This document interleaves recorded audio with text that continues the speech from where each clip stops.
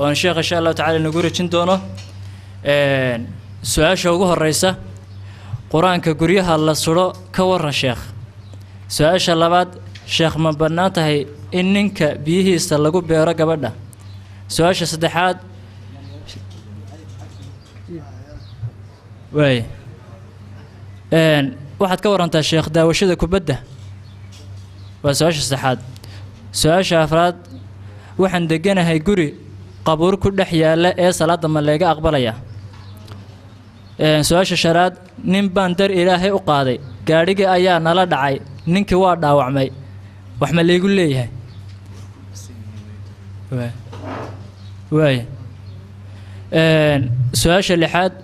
قبل أيا نينك دي كم قنيه هي لبس سنة تلافكينا وقبون ويوف تلافكينا وكم جوابيه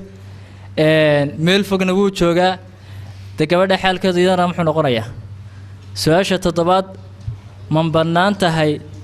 إن أبهاي أردنتي عن حول أقله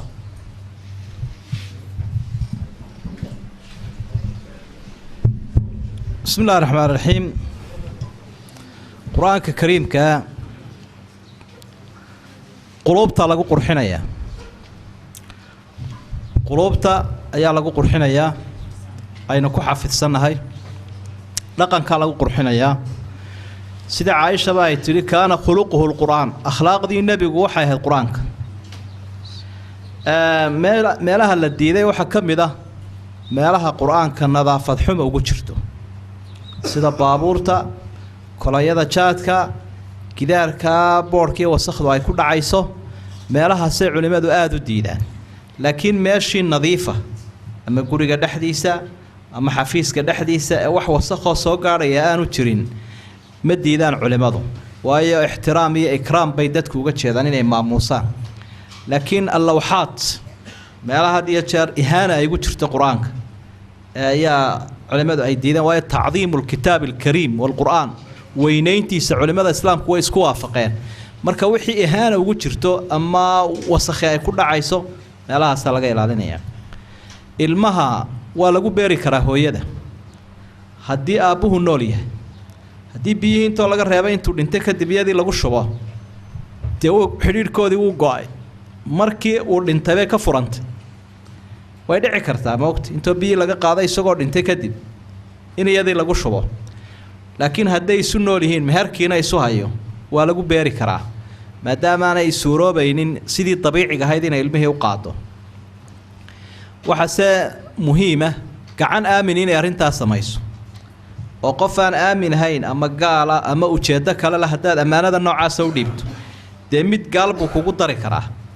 tiininka iyo mid gaal buu isku dari karaa ama mid xayawaan buu ku dari karaa gacantu inay aamintay waa muhiim qof muslim oo dhakhtar oo aamin ah gurigu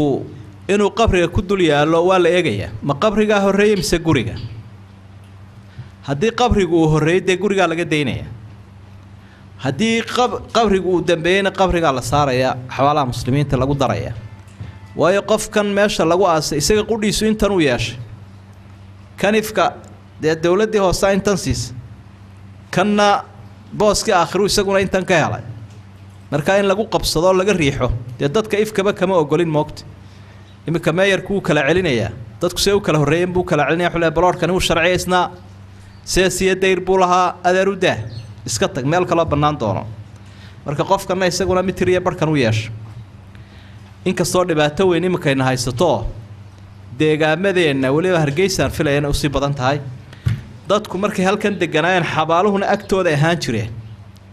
magaaladii way sii ballaarato xabaali way sii masaxmeeno haddana waa la sii guuro agtoodu bay ka sii dhigeen qaybo dhanbaaba magaaladii xabaalaba ah maxaa la yeelayaa taa qudhigeedu waxay u baahan tahay masalooyin aan kulay baxthiyeynay maalmahan aan baaraynay ayay ku jirtay bal inay suuragal tahay meeshii qabrigan ihaana ugu sugantay lagu dulaynayo in laga saari karo taasaanu iyadana baxthi ku wadno wali maanaan ka sal gaarin qofka direefarka ah ee gaariga wada mar walba wax laguma yeesho marna waxba lagu yeeshaa marna waxba lagu waayaa taasina kolle waxa ay la xidhiidhaa muxuu xadgudub sameeyay muxuu gaboodfal sameeyay labadaas loo qiyaasaa mar baanu xadgudub iyo gaboodfal toona sameeynin markaas oo kale waxba lama qabsanayo sharci ahaan waxaan raacin lahaa dadka baabuurta leh ama gaadiidka leh iyaga sharci ahaan waxba laguma leh xataa qaanuunka farjiga waxba laguma leh sharciyada iska daayo ninkii gaari buu leeyahay magaalo kale uu iska joogaa darawal baa wada darawalkaas uma arrintiisa leegaya shilka uu galay isaga qalad ma u soo baydhaya mise uma soo baydhayo laakiin ninkii baabuurka lahaa oo maanta aynu ognahay kala bar in xaq la saaro Soomaa wixii intoo la qaybiya kala bar dusha laga saaraa isaga de maxaa uu qorin in leeyo nin kala riday oo kale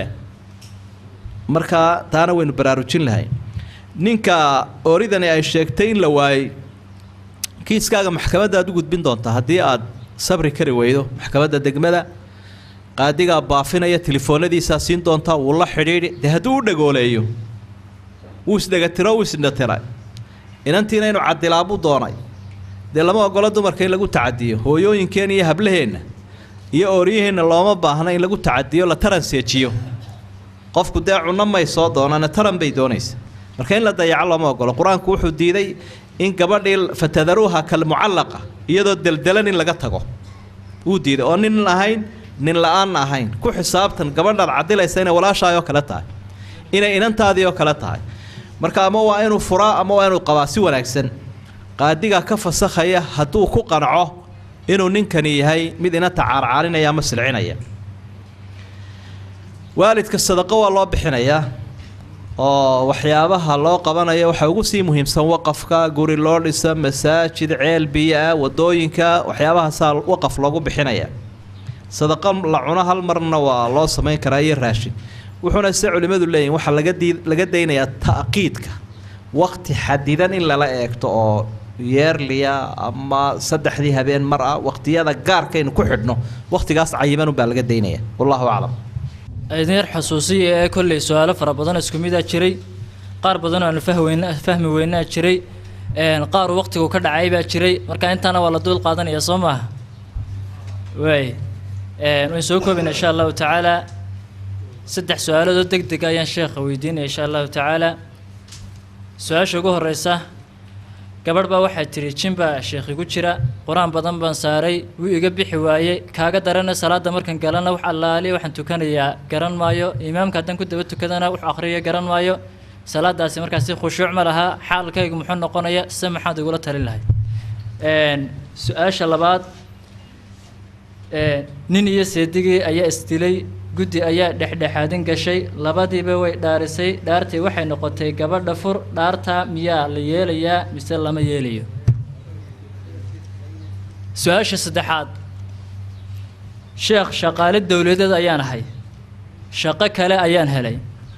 si laakiin dawladdii mushaharkii waan ka qaataa anigoo shaqadeedii kale ka shaqaysan dawladdiina mushaharkii waan ka qaataa mushaharkaasi ma xalaal baa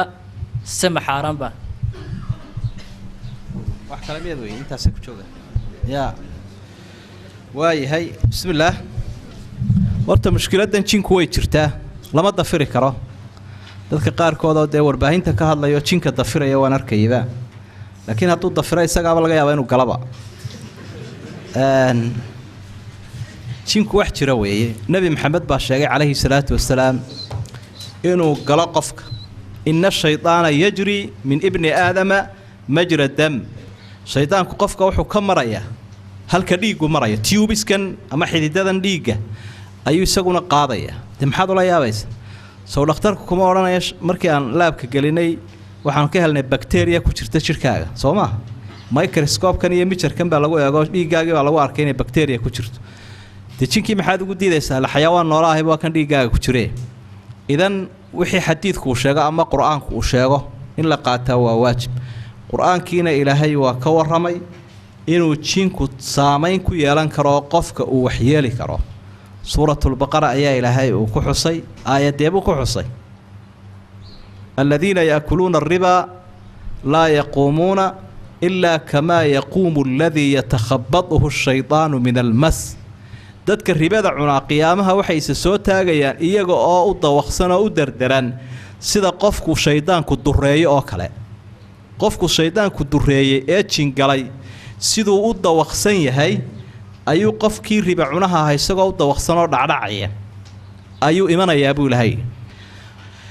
waxa se xusid mudan dadku way u kala nugul yihiin jinka iyo galitaankiisa ama inuu wax yeeli karo oo qofka had iyo jeer cibaadada badan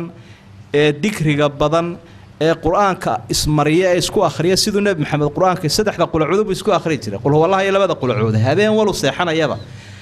min saddex jeer buu akhriyay qul huwallahi saddex jeer labada qulcuduna min saddex jeer jirkiisu marinaya intuu gaaro markuu xanuunsadayna Caaisha waxay leedahay gacantiisa shariifka intaan ku akhriyo maadaama iga baraka badantay ayaan marinayay de waa nabigii lagu soo dajiyay isku akhriyay inagoo iska silicsanna maxaad u malaynaysaa aad baynu ugu baahi badannahay marka qofku waa inuu qalcad ka gala shaydaanka iyada oo uu quraanka ku deyranayo iyo dikriga ilaahay mar walbana waxaynu ku qanacsannahay waxaan alla qadarin inaanu inagu dhacayn jiniyo insiba wixii ilaahay ku qadarun ba kugu dhici kara haddaba haddii ay dhacdo in salaadii waswaas kaaga yimaado horta talada u horeysa inuu bixinaynaa waxa weeye culimada sida saxda u daaweysa ayaad u tagaysaa cilaajka ee aqoonta u leh ee alla ka cabsiga leh ayaad u tagaysaa kadibna quraanka iyo ducooyinka waaridka ana way kugu akhri dhirta uu ka xanaaqana way ku qori doonaan way ku marin doonaan biidhnillaahi tacaala saas uu kaaga tagay anana waa kaaga ducaynaynaa inta aad mushkiladaysantahay salaada wixii kaasi noqdana de waa wax awoodaada ka baxsane waxba ka noqon mayso insha Allah qadiyada la xidhiidha laba qof baa la dhaariyay oo waxa lagu dhaariyay dood dhaxmaraysay daraadeed soo dalqada masaasa taasi sax ma barigeena hore waxay oran jireen odayaashii hore waar ninka hebel hala dhaariyo oo hala mariyo walle iyo qooriyo xiraale iyo xirafur waxba hala isugu daro marka ninkaasi wallaha uu ka soo dulboodaya ku hakan maaye inuu ilaahay xoolahana ka mariyo ooriduna ay ka furan tahay kuwaana ugu dara macnaheedu markaa waxa weeye qofku wallaha aanu ku kalsoonayn wallaha aanu qabin wixii uu weynaaye lagu joogsanay inuu yahay ee qooriyo xilaha iyo xoolaha ayaa kala weyn wallaha markaa magacii ilaahay waxa wax lagu dhaarinaya waa magaca ilaahay qof hadii la dhaarinayo wallahi billahi tallahi baa lagu dhaarinaya asmaada ilaahay laakiin laguma dhaarinayo wax kale nabigu wuxuu man kaana xaalifan falyahlif billahi aw liyasmut xadiidkii saxiixa qofka dhaaranaya ama ilaahay ha ku dhaarto ama ha iska aamusayu dambaabine waa tigeelaya laga qaada iyo waa tan galabkaaga geeri ku baneeya iyo waa tan aabahay waayo dumarku ay ku dhaartaan intaasi midna meesha ma yaalo waa laga daynaya inaad mushahar ka qaadato maalka ummadda waxna aanad u qabanin waa qaladee adigu miyaad jeceshahay qof aan kuu shaqayn inuu mushahar kaa qaato eeg waxaad dowladda ula dhaqmaysaa shakhsiyaadkana ula dhaqmaysaa sidaad jeceshay in adiga lagula dhaqmo soo ma adiga nin qof aan waxba kuu qaban inuu bil walba kuu soo xadirula igu shub intaa waad su'aalaysaa waxaad leedahay muxuu ahaa intaana kuu shubay maxay ahayd dee waa inaan isaga soo xaadiray buu ku leeyahay dee orod iska tag baad leedahay wax iska soo xaadira uma baahniye dee dowladduna waxay ku leedahay waad iska soo xaadirtay iga daa idan markaa kolley iyada oo aan la sii faahfaahinin su-aasha dee qof shaqo u diyaaro oo heshiis lala galay oo aan waxba qabanayn baan u fahmi karaa laakiin qof ama naafo ah ama bukaana ama beeshana dee kaasi kuma jiro oo inaanu waxba qabanin dee iyana heshiis baa lagula galay oo qofkii wuxuu abaalmarin buu qaadanayaa ama waa qof dee bukaan muddadaa ku jira ama la fasaxay taas waa xaalad gaara ee heshiiskii la isku ogaa waa inuu shaqeeyo waxna ma qabanin dee wuxuu wax ku qaadan lahaa waqtigu iibsado marka taana waxaan filayaa in inta aan ka garan karaya ama aan ka fahmaya intaas weeye jazaakumullahu khayran min cid baynu soo ducayna aad iyo aad baa u mahadsantihiin maareeyaha dekada iyo mas-uuliyiinta kaleba iyo meeyarka sida fiicana usoo xaadirteen runtii iyo sida aa maaragtay wacdiga u danaynaysaan midhyarun baan walaalayaal maadaama raggu soo batay midhyarun baan idin dareensiin laha haddaad tihiin reer berbera midhkaasi waxa weeye midhaan keligeen idinku ahayn laakiin dhammaanteen inoo wada yaalla oo ah dadka intii isku deegaanihiba waa jaar xaq dhowr iyo xurmo iyo xuquuq gaara bay isku leeyihin qabaa'il kala duwan ha ahaadeen dana kala duwan ha lahaadeen qoysas kala duwanna ha ahaadeen qadiyaddan baraarujin lahaa waxa weeye in la ilaashado wadajirka iyo midnimada iyo quluubta wada joogta iyo in la isu dul qaato oo la ogaado shayga la yiraahdo cafiska iyadoo culimada iyo madaxduna hormuud ka yihiin hadday siyaasad tahay siyaasaddu dadkii hogaamin bay u baahan yihiin hogaamin ayay u baahan yihiin cid waloo ku faayina xaq bay u leedahay markaa si nasiiha oo hufan oo aan lahayn xadaafiir iyo ceebayn iyo xadgudub toona ayaynu u baahannahay in dadku ay u raadsadaan ay u dhammaystaan howlahoodii iyo hogaamintooda oo aan qolana qolo duraynin ku xadgudbeen waataynu xalay ka hadlaynaa xaqul muslimi cala almuslim xaqa uu qofka muslimkii leeyahay karaamadiisa iyo xuquuqdiisa la dhowrayo marka qadiyada noocaasi waa ta wanaajinaysa amniga waa ta wanaajinaysa cibaadada waa ta wanaajinaysa deegaanka oo deegaankii wuxuu ku qurux badnaanayaa dadka wada jooga markay quluubtoodu wada jirto ay dhan wuxuu wada riixayaan ayaa ay wanaagsanaanaysaa ilaahay baa ummadda markuu ummana sheeganayay waxa uu wadkuruu nicmatallahi calaykum id kuntum acdaa'an fa'alafa bayna quluubikum faasbaxtum binicmatihi ikhwaanan wa kuntum calaa shafaa xufratin min annaari faanqadakum minha ilaahay baa idinka badbaadiyey godkii naarta ahaa ee qabyaalada ahaa ee qarkiisa saaraydeen ayaa ilaahay ummadda umana sheegtay nicmada ilaahay idin siiye diinta iyo iimaanka iyo islaamnimada xusuusta marka dadku deegaamay isugu faanaya gobolka saaxil gobolka hargeysa ama maroodijeex saasaa loo soconaya tartiibtaas weeye aqoontiisa dhismihiisa horumarkiisa ilbaxnimada uu gaadhay oodii ab ka dhow baa lay soo mahmaha soomaaliyeed maaha waxa ooda la yidhaahda abka ka dhow walaalkaaga ku ag taagani ee isku deegaanka tihiin isaga ayaa dad walba kaa xiga haddaad bukooto wuu ku booqanayaa wuu ku daaweynayaa haddaad dhimato jinaasadaadu ka ergeynayaa wuu ku raacayaa marka sidaasaynu u xisaabtamaynaa dadkuna markaas sidaasay xuquuq isugu leeyihiin marka dadka qaarkood baa laga yaabaa in arrinku yaro qalloocdo oo bahal qabyaalad la yidhaahdo balaayo af lagama dhowre baryahan dambe soomaalida guud ahaan iyo gaar ahaanba de innaga waynu maqmaqlaynaa iclaamka in wax soo duulduulaan marka sidhinkaasi yuu nagu sii dallacmin sidhinkaa ha la dabciyo soo sax maaha walaalayaal sidhinkaa in la dabciyo madaxdana danbay u tahay maalqabeenkana danbay u tahay oo madaxdu waxay wada maamulayaan dadkoo dhan ninna reerkiisu kuma filla ninka madaxdaa dadkoo dhan buu wada xukumaya in markastoo cadadku u sii bato suuqiisaa sii badanaya soo maaha qofka ganacsadaha ana qolo qudhaxba kama iibin karo ganacsigiisu inuu ummadoo dhan wada gaadho meel walba shaabadiisu ka muuqatuu jecelya wadaadkuna waa saasoo kale dee soo maaha qoladiisoo qudha hadduu wacdiya ka waran dee intan in leeg iman mayso isaguna badeecaddu sidaa waaba tii ugu qaalisanaydba waa ammaano diiniyahoo gaalkaa xaq u leh gaalka xaq buu leeyahy gaalka iminka halkan jooga idinla talinaya ama farsamada iyo aqoontan idin baraya dee notebookuna ka samaysanin oo aqoon maadiuna ka qaadanin isaga laftiisa sortaag adigoo isticmaalaya aqoontaada iyo luqadaada dabeetana ilaahay xaggiisa ugu ergee oo islaamnimada u bandhig kaasaa xaq inagu leh oo waa inay keeni kartaa sidaad u qancinayseed macaanka islaamka ugu sharxayso inuu walaalkaagii muslimka ahaa ee intanaad ka sugaysa wax ka weyn kugu tari lahaa waa inuu noqdaa marka hanka ummadda ayaynu ka hadlaynaa walaalayaal inuu weynaado hanka ummaddu waa inaanu cidhiidhi soo gelin oo qof waliba uu ku xisaabtamaa suuqiisu siduu ku ballaadhan lahaa xataa hadduu maslaxad doonayo hadduu aakhiro doonayo waa dee wataynu ka hadlayna laakiin xataa hadduu adduunyo doonayo in hankiisu sidaa u weyn yahay ayaa qiimaha weyni uu ku jiraa deegaamaduna sidaa u xisaabtamaanoo tartankeennu qolo iyo qabyaaladaanu noqona deegaamo uu noqdo oo aqoontiisa deegaankaa la eego horumarkiisa la eego oo dee waa idin marar badan waa la idinku majeertaa waxaa la yidhaha berbera runtii wax badan baa horumaray laamidii nadaafadii gobollada kale marka ay dhexdooda ka wada hadlayaan ha lagu daydaa la yidhaha marka sidaynu u baahannahay waa saas weeye waxaan arkayaa haddii si xun loo isticmaalo waxaa la yidhahda qabiilka